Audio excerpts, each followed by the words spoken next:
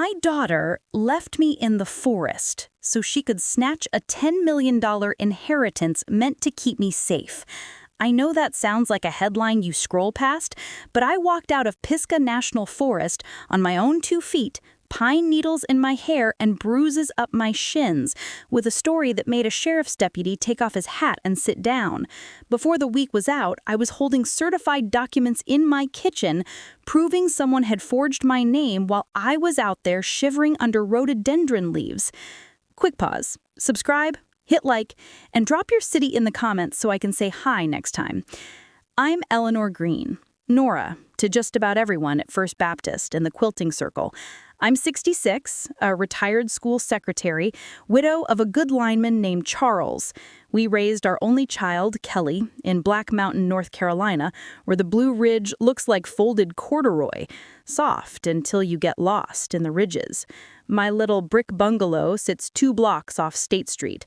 Hydrangeas out front, a flagstone path Charles laid, and a tiny porch where I keep a rocker and a basket with extra church bulletins and my neighbor's pie pan I still need to return. The $10 million wasn't a lottery ticket. It was my brother Ray. He was 7 years older and halfway a parent when our mother worked nights at the hospital. Ray started out installing heat pumps and ended up selling Walker Heating and Air to a regional outfit for more than I knew numbers could stack. He never married. I sang to him over FaceTime after his bypass surgery, and when he passed this June, the trust officer called. "Miss Green," she said, "your brother provided very generously for your lifetime care. The principal was $10 million in a revocable trust with my name on the cover page in Ray's big, blocky caps. It made me shake. Then I put on a pot of pinto beans, because what else do you do when a figure that large lands in your lap?" My daughter, Kelly, 38, has a talent for making goals into emergencies.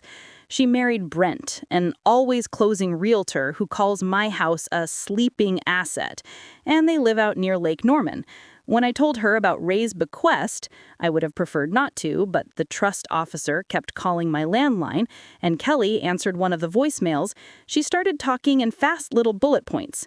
"We should put your house into an LLC, Mom, for asset protection, and we need a durable power of attorney in case you get sick. It's better to plan for incapacity, and we should move the trust cash into higher-yield alternatives." I said, very calmly, that I make my own biscuits in a cast-iron skillet that belonged to my grandmother, and I can certainly make my own legal decisions. I still keep my pill organizer lined up by the toaster, and a metal lunchbox, my receipt tin, where I tuck warranty cards and gas station slips with tiny notes in the margins. Kelly laughs about the tin. She stopped laughing when she realized every big thing I've ever signed, I've copied and filed there, along with my driver's license photocopy and points of contact. I learned that from the front office. If a parent ever disputes a permission slip, you find it in the folder. 2 weeks after Ray's trust officer, Miss Diaz at First Carolina Trust, scheduled a distribution talk with me, Kelly rang and said, "Sunday, we're taking you leaf peeping. Brent found a perfect trail with views. You've been cooped up. Fresh air, Mom." We planned to leave after church. I put chicken thighs and carrots in the slow cooker, set the table with the quilted placemats I made last winter, and slipped a whistle into my cardigan pocket because the news had a story about hikers getting turned around, and old habits die hard. Sunday was brisk and bright, the kind of October light that makes every edge look crisp. I wore my softest jeans and my hiking shoes, the ones Charles bought me for our 35th anniversary trip to Mount Mitchell, the pair with the little star he sharpied at the heel. Kelly arrived in yoga leggings and a cropped puffer, Brent in a fleece vest that made me look like a catalog. They brought coffee that tasted like melted candy bars and a paper bag with croissants. "Put your phone in the console so it doesn't fall out," Kelly chirped as we parked at Craggy Gardens Visitor Center. "I don't want you to lose anything." I tucked my little flip phone into the Highlanders console because they were already halfway across the lot. We took the trail toward the pinnacle, and the wind threaded itself through the balsam firs. At a fork, Brent said, "Let's grab the view from the bald. Mom, take that spur, just a minute to the overlook. We'll be right behind you." I rounded a bend in the stunted spruce and stepped onto a rock ledge that made my stomach dip. The ridges tumbled away in blue layers. I breathed, counted to 10, turned back. The trail behind me was empty. I waited. I called out. A family with a beagle passed and said they hadn't seen anyone. I laughed, the thin kind, and walked back toward the lot. Their white Highlander was gone. At first, I thought it was a prank. My hands felt too light without my phone, and I peered at every white SUV like a woman trying to read tea leaves in sheet metal. I sat on a warm rock and waited 10 minutes, then 30. A ranger truck rolled by. I stood, smoothed my cardigan, told myself to act normal. By the time the sun slid behind the hemlocks and the lot went shadowed and thin, I stopped thinking prank and started thinking trap. There is a particular quiet the mountains make at dusk. It's not silence, it's a choir of small sounds with a big hollow underneath. That hollow got into my bones. I tried to walk the road. The parkway winds like ribbon, sloping and slithering. I remembered something Ray told me when we were kids at Brown Mountain Beach.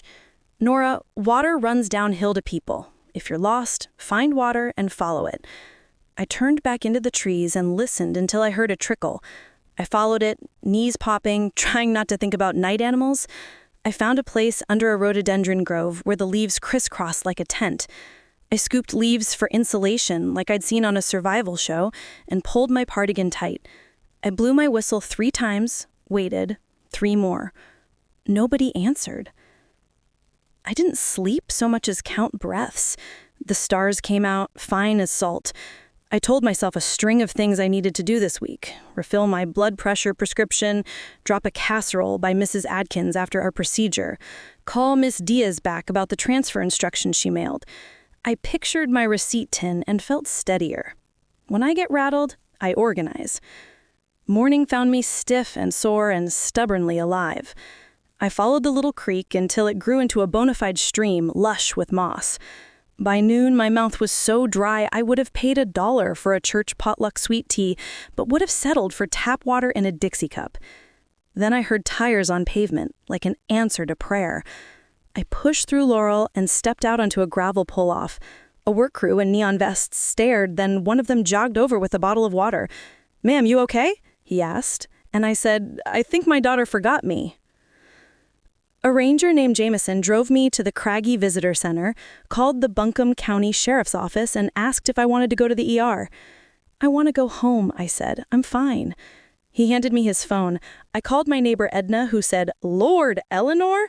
Within 40 minutes, she pulled up in her Corolla like a one-woman rescue squad with a blanket and a peanut butter sandwich. My house smelled like the chicken I'd left in the slow cooker. Someone had been inside. I know the angle of my lamp cord, the way I stack my mail, the half-inch the receipt tin sticks out from the bread box so I can catch it with my fingers. The tin was slid back flush. My desk drawer latch didn't catch how I leave it. The little ceramic dish where I keep my spare mailbox key had a tiny smudge that wasn't mine. I checked my file cabinet. The folder labeled Trust, Ray, was gone. The folder House, Deed Title, had the photocopy missing. If I ever felt cold on that mountain, this was worse. I called Kelly from my landline, straight to voicemail. I called Miss Diaz. She answered on the first ring. "Miss Green, I was about to call you," she said. "We got an online request this morning to change your wire instructions. It triggered flags, so we declined pending verification. Also, did you authorize a quitclaim deed of your primary residence to Juniper Cove Holdings, LLC? I got a separate notification because your mailing address was changed on the county tax record." I sat down so hard the chair complained. "No, I did not. I was in the woods." I am not a crier, but tears hit the lenses of my readers and worked the page. Miss Diaz was calm as a school nurse. She said the bank would freeze outgoing transfers and put a note on my profile that no changes could be made without in-person verification from me with a second officer present. She told me to go down to the Register of Deeds and pull the recorded deed and bring a certified copy to our meeting the next day. She said, "I'll alert our fraud unit. And Miss Green, I'm very sorry." I pulled myself together the way I would for morning announcements. Deep breath, straightened shoulders, smooth hair. I walked next door with 2 AA batteries and asked Edna if I could swap them into her doorbell camera so we could pull yesterday's footage. "I think Kelly came by while I was gone," I said. "Can you help me check?" She's 72 and has more energy than my grandson. We watched as at 4:22 p.m. the day before, Kelly and Brent strode up my path with a banker's box. Brent had a slim black case. They used my spare key from the ceramic dish under the side table. How? My stomach turned. On the video, at 5:03 p.m., they came back out with a folder that looked exactly the size and color of my Trust Ray folder. Brent does that thing where he checks left and right and lifts his chin like he's taller than he is. Stay till the end. I'll show the truth. I put my hair in a clip, changed into a clean blouse, and drove to the Buncombe County Register of Deeds. The lobby has the same county building smell as every school office in America, paper and salt air from the vent. A clerk named Ava pulled up my parcel and printed a copy of a quitclaim deed recorded at 2:37 p.m. the day before. It read, Grantor, Eleanor J. Green, Grantee, Juniper Cove Holdings, LLC.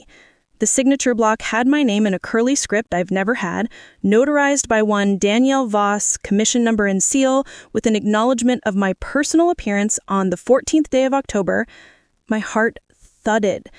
The acknowledgement said 2:20 p.m., Craggy Visitor Center parking lot was 40 minutes from my house, and I was crouched under rhododendron leaves at 2:20 p.m. trying not to cry. I paid for a certified copy. The raised seal felt like a bruise on the page.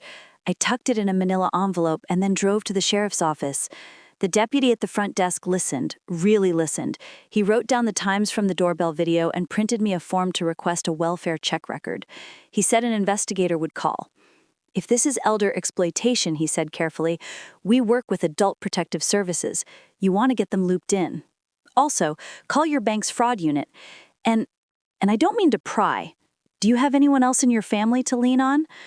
My church, I said, and my brother, if he weren't gone. I drove home, pulled a casserole from the slow cooker to feel normal, and opened my laptop at the kitchen table. I checked emails. There was a please confirm your wire change from First Carolina Trust, timestamped 9:12 a.m. There was a new sign-in from unknown device on my credit union account at 5:18 p.m. There was a social media message I would have missed if Edna hadn't shown me how to check stories. Kelly's Instagram, posted at 5:41 p.m., which my niece had screenshotted because she knew I don't do Insta. In it, Kelly and Brent grinned at the Sierra Nevada tap room with 2 bright cocktails and a caption, finally a Sunday to breathe, #self-care. That was the hour my legs cramped under a bush. At 8:03 p.m., a voicemail from Kelly landed. Mom, we can't find you anywhere. We've been driving up and down the parkway. Call me. The timestamp in the ranger's log would not be friends. I saved the voicemail. I wrote down every time I could fix an ink. 1:12 p.m., Highlander leaving the craggy lot. 2:20 p.m., forged deed acknowledgement. 4:22 p.m., doorbell footage, my house. 5:41 p.m., cocktail. 8:03 p.m., voicemail. Organization gives me courage.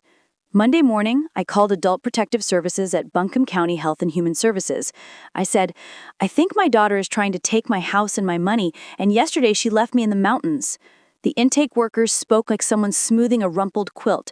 She took my story and told me a caseworker would visit that afternoon.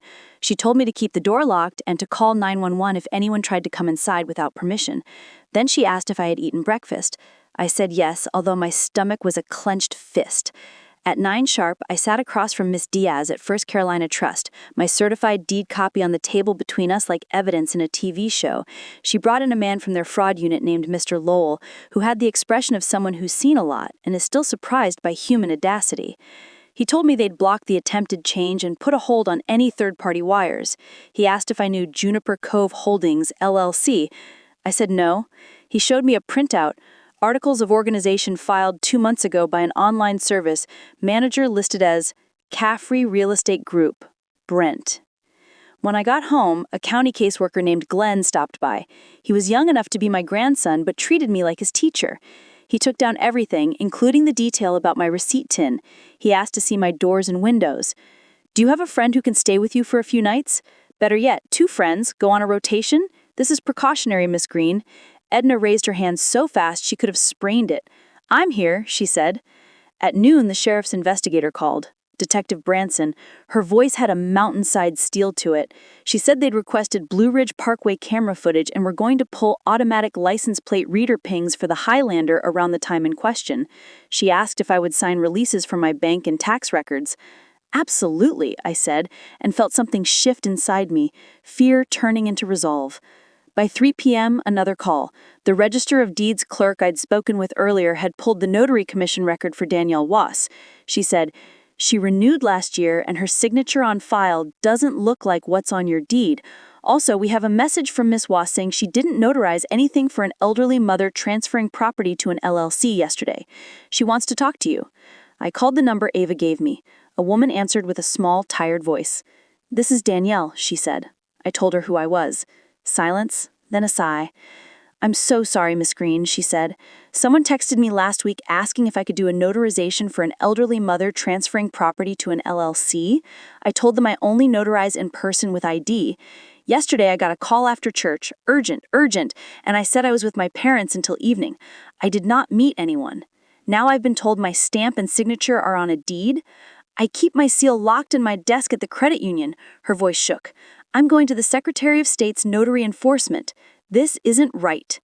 It wasn't right. It was carefully arranged. At 5:15 p.m., I heard a car door outside. Edna peered through the lace curtain. "It's them," she whispered.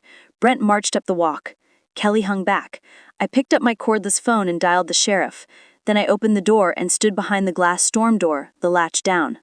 Brent smiled like a billboard. "Mom, what a scare," he said.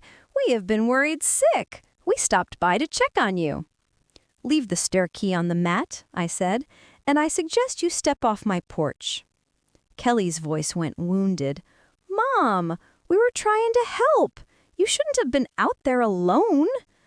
"I wasn't alone," I said. "You took me."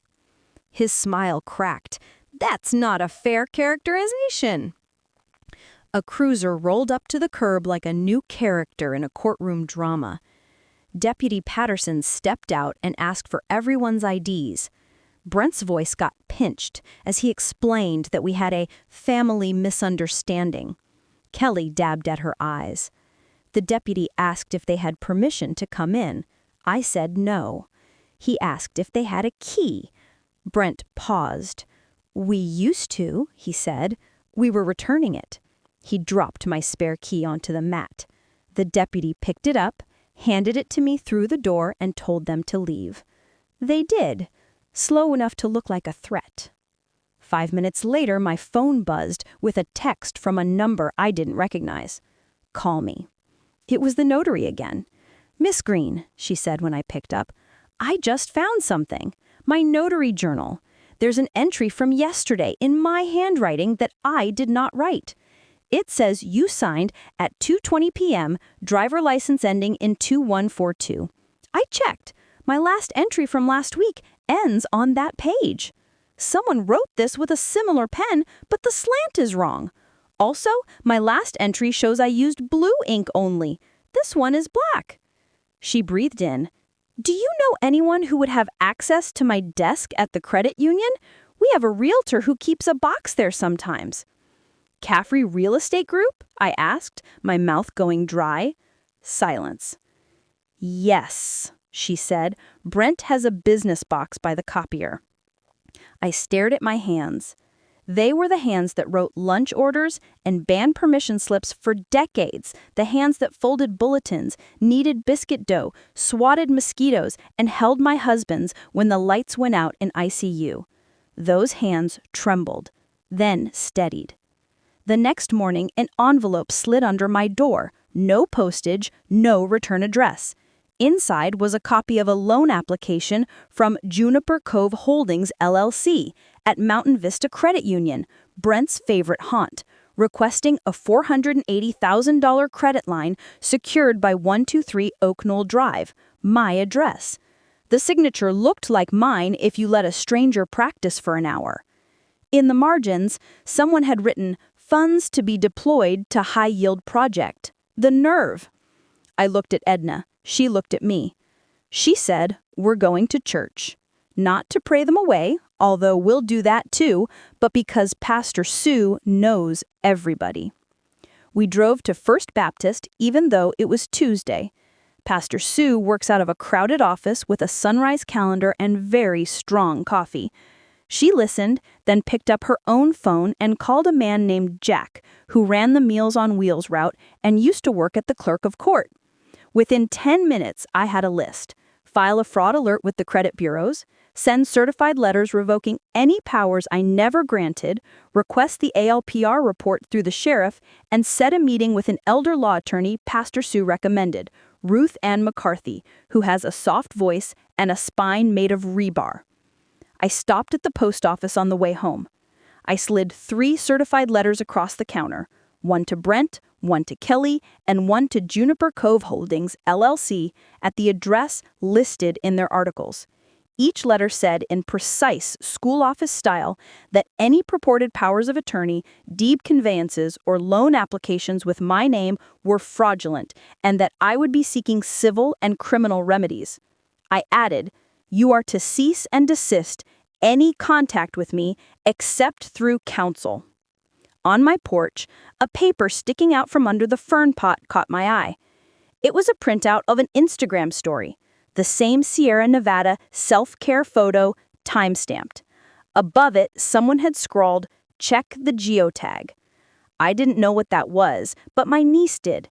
She told me it meant Kelly and Brent had posted their location while they were supposedly searching for me. The police would care about that. So would a judge. That night, I set my receipt tin on the kitchen table, and after a lifetime of keeping the peace, turned myself into a one-woman audit.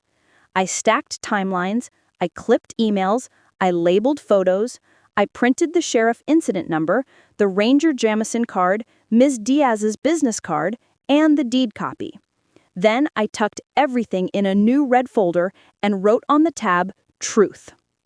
The doorbell rang at 9 p.m. I didn't get up. A minute later, my landline rang. I didn't pick up. The machine caught it. Kelly's voice, messy with tears. "Mom, I need to explain. It's not what you think. We were setting things up for you. You always taught me to plan." Then Brent, a second voice, lower. "Eleanor, lawyers make this worse. Let's keep it in the family." I looked at the red folder, fat and growing, and knew, down to my bones, we would not be keeping anything in the family ever again. The next morning, Attorney McCarthy took one look at my folder and said, "Miss Green, we're going to file an emergency motion to set aside that deed and a petition for a temporary restraining order. We'll also notify the Secretary of State's Notary Division, the Real Estate Commission, and the District Attorney. You've done half my work already." She gave me a list of copies to make and asked if I minded if she recorded our interview so I don't miss any names and times. I laughed. If I had a tape recorder Sunday, you'd have had a lot of branches rustling. By lunchtime, our emergency filings were stamped at the courthouse. At 4 p.m., the sheriff's investigator called back. They had the Parkway camera stills. The Highlander left the craggy lot at 1:12 p.m. and did not return until 8:49 p.m., when it pulled in for exactly 3 minutes before exiting southbound. No searches, no back and forth, just a single departure and an evening photo op. At 6 p.m., I got a text from an unknown number, a photo of the deed, circled in red, with a single line, "You should have just signed." I showed it to Detective Branson, who told me to stop opening texts from numbers I didn't recognize. I told her I was a secretary for 30 years. "We recognize every number," I said, "but I'll behave." That night, before I washed my face and set out my pill organizer for the morning, I added one more thing to the red folder, a piece of notebook paper on which I wrote, in block letters like Ray, "I walked out. I'm going to walk all the way to justice." And sleep came easier than it had in days. On Wednesday morning, a clerk at Mountain Vista Credit Union called Attorney McCarthy. She put her on speaker. "Miss McCarthy," the clerk said, voice professional but rattled, We have a HELOC application from Juniper Cove Holdings, LLC, with Miss Green's property as collateral. I'm looking at a driver license copy that shows a different address and an expiration date that doesn't match the DMV database. Also, the notary acknowledgement page looks odd. I thought you should know we're putting a hold on any action. Miss McCarthy thanked her, hung up, and arched an eyebrow. People who don't know what a notary journal is shouldn't forge one, she said. At 10, Detective Branson dropped by with printed stills from the Parkway camera. She laid the photos on my kitchen table by the placemats like we were assembling a quilt.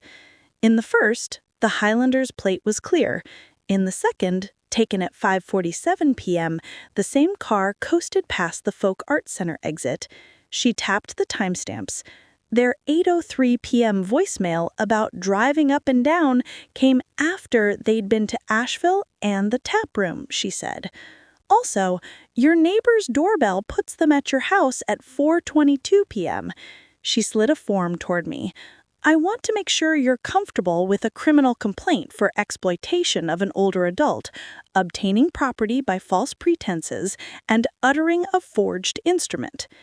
I don't enjoy this, I said, picking up a pen, but I'm not leaving other women to fend off this kind of thing alone. I signed. The pen felt heavy and right. By noon, we were filing my sworn affidavit to void the deed.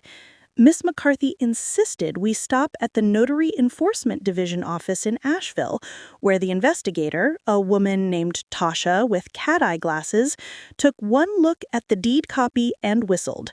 Miss Voss already called, she said. Her seal went missing for 2 hours yesterday from a locked drawer, then reappeared. We pulled the access logs. Only 2 people swiped in during the gap, Danielle herself and, she glanced at the printout, a Mr. Brent Caffrey. He helped with a community board flyer by the copier. We'll be opening a formal case. She handed me a card. If anyone asks you to just sign this to fix it, don't. Call me first. On the way home, my phone buzzed with a message from Miss Diaz. We stopped and attempted $480,000 outgoing wire queued yesterday morning to Juniper Cove Holdings, LLC, with a memo, Project Seed. We did also note an IP address for the request originating from an office suite in Cornelius. Do you recognize this? I did not, but Miss McCarthy did.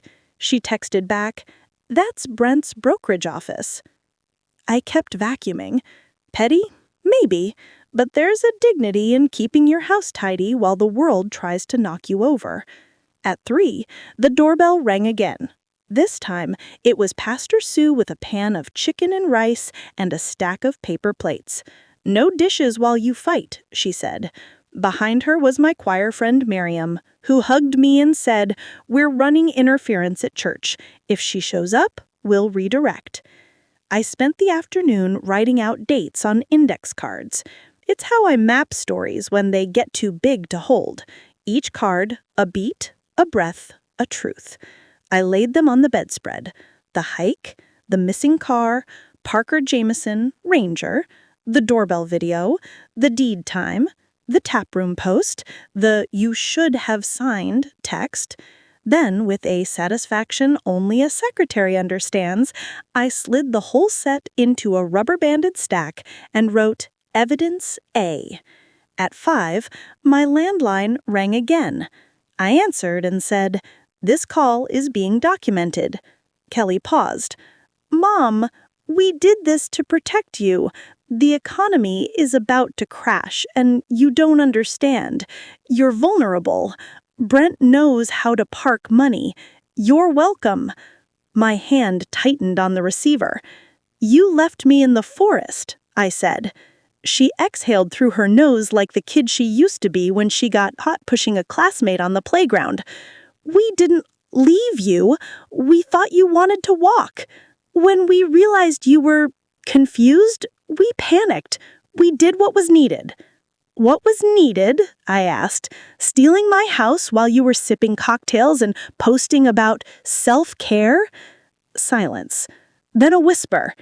"If you don't fight us, we won't fight you." "I'm not fighting," I said, hearing my own voice go very steady. "I'm documenting. Keep watching. There will be justice." Thursday morning, we stood before a district court judge in a small hearing room with fluorescent lights and worn carpet. Attorney McCarthy presented the timeline like a Sunday school lesson, simple, clear, with references. She held up the certified deed copy, the doorbell stills, the parkway logs, the bank alert. Brent and Kelly sat across the aisle with a man in a shiny suit whose tie was too loud for the room. The judge read, frowned, and looked over his glasses. "Counsel for respondents," he said. The loud tie man launched into a speech about family misunderstandings and modern estate planning. The judge raised his palm. "Sir, the issue before me is whether to set aside a deed that appears, on its face, to have been acknowledged at a time the grantor says she was not present, and whether to enjoin any further encumbrances." He turned to the clerk. "We'll set it aside pending investigation, and as to the injunction, granted." His gavel made a sound I will remember when I'm very old. On the courthouse steps, Brent leaned toward me with a smile that didn't reach his eyes. "Temporary," he said. "You can't keep this up." I looked at him like he was a misplaced pencil. "Watch me," I said. By afternoon, the DA's office had assigned an assistant, Miss Whitaker, to our case. She asked if I'd be willing to testify before a grand jury about the timeline. "Yes," I said. She reminded me this would be slow. I told her I had all the time in the world and a freezer full of casseroles from the women at church. That night, my niece sent another treasure, a screenshot I hadn't noticed from Kelly's Instagram. The geocag, that little location icon, placed them at the tap room at 5:41 p.m. while the forged deed time was 2:20 p.m. And at 4:22 p.m., the doorbell had them at my house with a box. The story had music, too, some airy piano track. It made my skin itch. I printed it and wrote in pen along the bottom, "Music off, truth on." Friday dawned with fog, sitting low like the mountains were hiding their faces.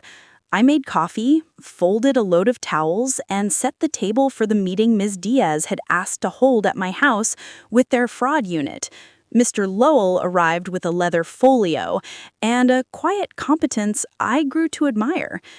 He explained how the attempted wire used a save template but changed the destination account, and how the system caught the mismatch with my usual behavior. "The IP address and device fingerprinting are helpful," he said.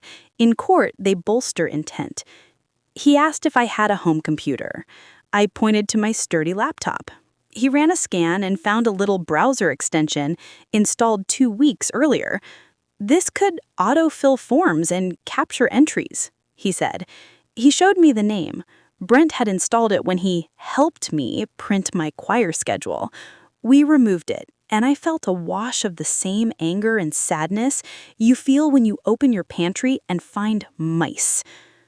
That afternoon, we met with a woman from the North Carolina Real Estate Commission. Her blazer could have cut glass. She explained that using a client's notary seal, forging documents, and attempting to secure a loan on property without the owner's knowledge were the kind of actions that could suspend or revoke a real estate license. She said they've opened a complaint. We'll notify you of the result. Saturday, the women from quilting came over with needlework and gossip disguised as concern. I let them talk. I sewed tiny, even stitches on a baby quilt for the church nursery and felt my pulse settle. Miriam said, low, "When my nephew tried to get Mama to sign a deed when she was on pain pills, we called APS and it saved her house." We looked at each other, older women who've kept so much and rarely said it out loud, and nodded. Sunday, I sat in the choir loft and sang with a throat that opened like a window. I was not going to hide. After service, Pastor Sue asked if I wanted to speak at senior lunch next month about watching your accounts and setting boundaries. in a way that didn't scare everyone half to death. I said yes, with humor, if I can find it. Monday, the grand jury heard the case. I wore my Navy church suit and my mother's pearl studs. I told the truth. It didn't feel revengeful. It felt like sweeping the steps before company. It is work. It is necessary. And you do it because you respect the people coming after you. On Wednesday, indictments were returned. Exploitation of an elder adult, obtaining property by false pretenses, uttering a forged instrument, attempted obtaining property by false pretenses for the loan application. The notary case moved fast. The Secretary of State suspended Ms. Voss's commission temporarily pending investigation, then reinstated it with a reprimand when evidence showed her seal had been accessed without her consent. She cried when she called to tell me, not because of the reprimand, but because of the relief. She said, "I thought my whole reputation was ruined. You saved me by speaking up." I told her she saved me by keeping her journal. 2 weeks later, the Real Estate Commission held an emergency hearing. Brent's license was suspended during the criminal case, and his firm released a statement with phrases like values in compliance. Kelly's social media went dark. She texted me a line about forgiveness. I stared at it and felt tired. I put the phone face down, made a pot pie, and took half to Edna, because that's how we live here, together, even when someone's child has broken something that cannot be easily mended. The civil case to void the deed reached its conclusion on a cool Thursday, with sunlight through the high windows like blessing. The judge's order used words like null, void, and of no effect. He granted a permanent injunction prohibiting Brent, Kelly, and any entity they controlled from recording liens or instruments against my property or trust. He ordered them to return any of my documents they possessed and to pay my reasonable attorney's fees. He wrote, in crisp legalese, that my signature on the quitclaim deed bore obvious dissimilarities to my known signature, and that the notary acknowledgement was false.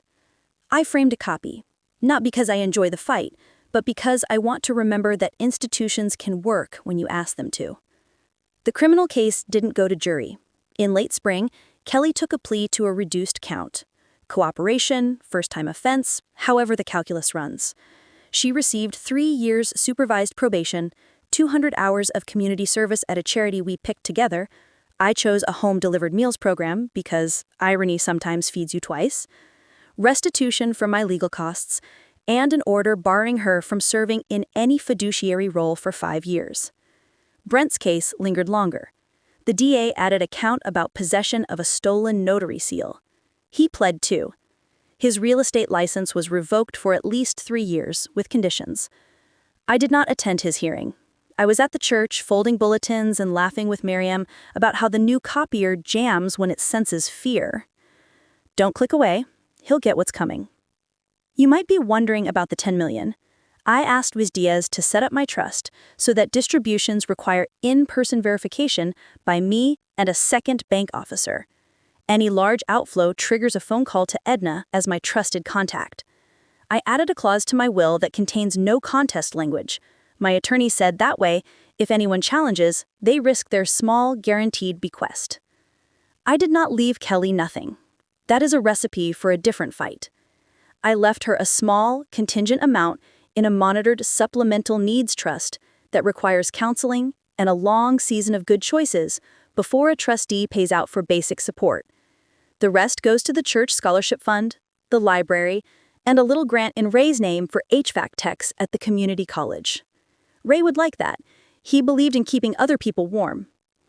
As for my house, I had new locks installed and a small camera over my porch that texts me when a raccoon decides my begonias are a thoroughfare.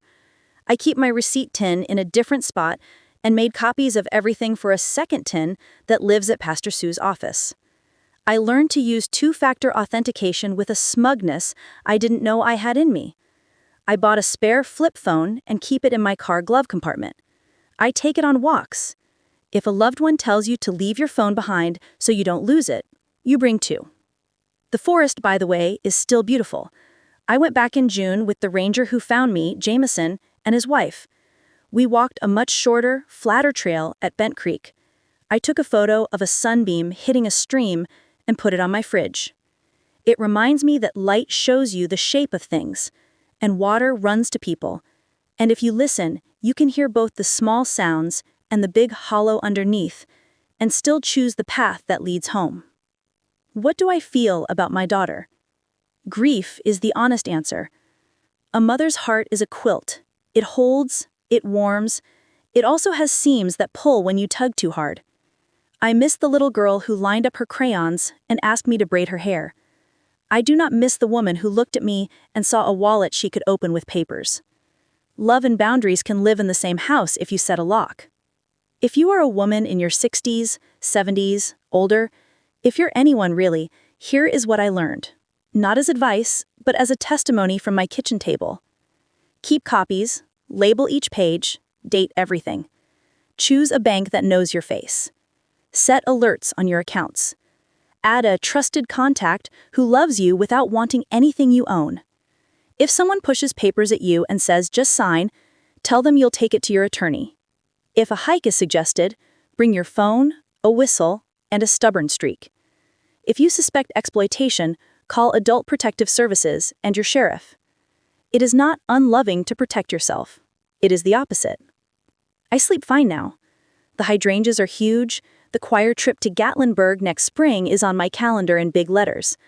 I'm making a quilt for the church rummage sale with scraps from dresses I wore when Charles and I were young. The receipt 10 is full again, and the red folder labeled Truth sits right beside it, thinner every month as I file away copies to their proper places and let the rest go. This was my personal experience, shared for awareness, and I hope a little hard-won encouragement. If you stayed with me this far, bless you. May your doors latch, your documents be clean, your trails be clearly marked, and your people be true. And if they aren't, may you walk out anyway and find your way back to yourself. My grandmother told me this story.